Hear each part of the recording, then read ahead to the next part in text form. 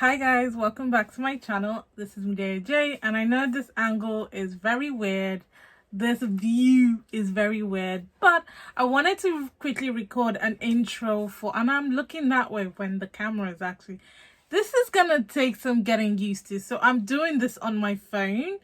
Today's video is going to be a lip swatch of the colored Raine lip lacquers. You know, I told you guys I can't wait to share these lip lacquers with you. They're amazing. I love the formula, love the packaging.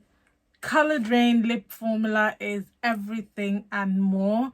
Absolutely one of my favorite formulas, and the lip lacquers are so nourishing and the color range is so gorgeous. I just wanted to make sure that I've got my face in the video, and I do hope that you guys enjoy this lip swatch. If you do, please go ahead and give it a thumbs up.